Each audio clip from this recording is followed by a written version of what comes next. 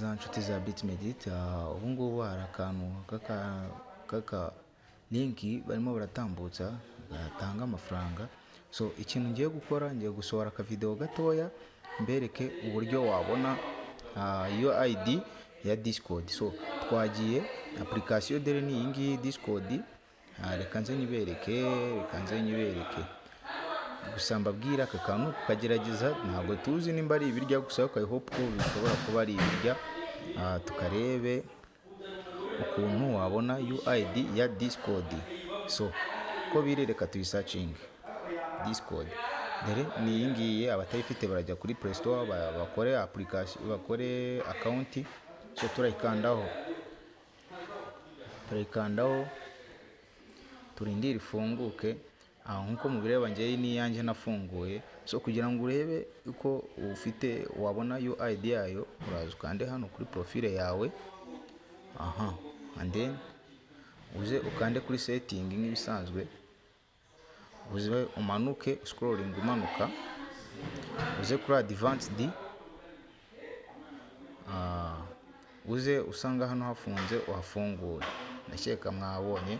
Dusubire inyuma nk'ibisanzwe, ongera dusubire inyuma. Ahasigaye uze ukande hano. Ndakeka muri kubabona kuri home page. Asigaye urebe umuntu wandikiranye nawe uwo ari we wese.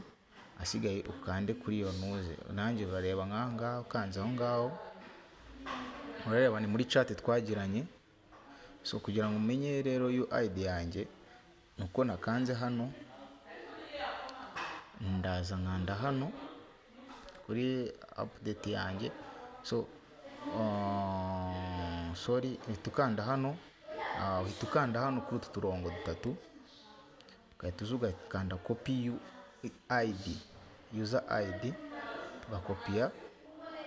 And then kugira bisobanukirwe, uraza usubira inyuma hano bisanzwe muri telefone, usubira inyuma. Asigaye uze muri message hano nk'ibisanzwe, urahita uyibona, uraza ukandemo cyane upasting. So guys, rero dore murayibona UID yanjye nimara kuyohereza. And then deja nshaka nakanda cyane, nkaza hano nkazamura scrolling nzamura. Asigaye nkakopiya hano UID, cyangwa se nkaza nka copy text, niyo byiza copy text.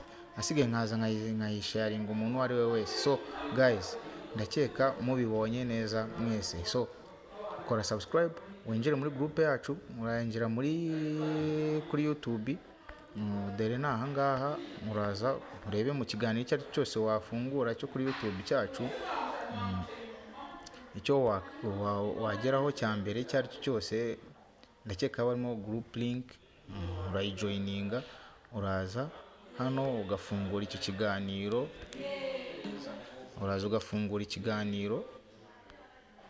asigaye ukaza muri comment nk'ibisanzwe, ukaza ugakanda hano. Dere ngiyi group link uhita uyibona. So guys, nimba ushaka kubana natwe kugira ngo uzamenye update, kanda subscribe. Asigaye ucunge neza nimba wakoze like. Asigaye ukore share, ubane natwe muri group mu buzima bwa buri munsi busanzwe. Uzajya umenya amakuru y'ibijyanye na airdrop cyangwa se platform ziri gutanga amafaranga. So ciao.